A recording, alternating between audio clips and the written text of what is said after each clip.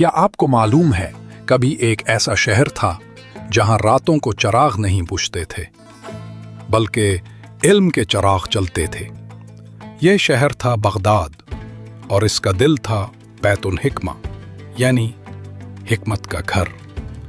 یہ وہ زمانہ تھا جب دنیا کے بیشتر خطے جہالت میں ڈوبے ہوئے تھے، مگر بغداد علم کا مرکز بن چکا تھا۔ یہ کہانی شروع ہوتی ہے خلیفہ ہارون الرشید سے، جس نے 8ویں صدی میں بغداد میں ایک عظیم علمی خزانہ قائم کیا۔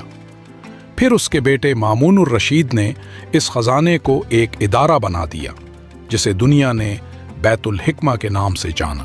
کہتے ہیں ایک رات مامون نے خواب دیکھا کہ فلسفی ارسطو اس کے سامنے آیا اور بولا، اے مامون، علم کی حفاظت کرو، یہی انسانیت کی نجات ہے۔ اگلی ہی صبح مامون نے فیصلہ کیا وہ بغداد کو علم کا مرکز بنائے گا۔ یوں بیت الحکمت کی بنیاد پڑی۔ یہاں صرف مسلمان نہیں آتے تھے، بلکہ عیسائی، یہودی، فارسی، ہندی اور یونانی علماء بھی۔ سب کا مقصد ایک تھا، علم کو زوال سے بچانا۔ الخوارزمی نے یہاں سے الجبرا اور الگورتھم کا تصور دیا۔ حنین بن اسحاق نے طب کے اصولوں کو بدل دیا۔ ابن سینا نے القانون فی الطب لکھی، اور البیرونی نے زمین و فلک کے راز کھول دیے ہیں۔ بیت الحکمت میں دن رات چراغ جلتے رہتے۔ علماء کتابوں کے درمیان ایسے جیتے جیسے علم ہی ان کا ایمان ہو۔ بغداد سے یہ علم اندلس، مرصد اور ہند تک پھیل گیا۔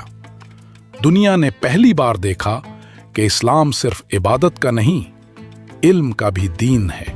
مگر تقدیر نے ایک دن پلٹا کھایا۔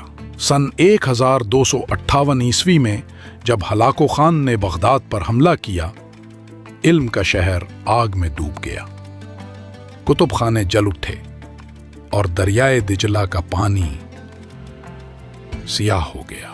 کہا جاتا ہے وہ سیاہی ہزاروں کتابوں کی سیاہی تھی جو دریا میں بہہ گئی تھی۔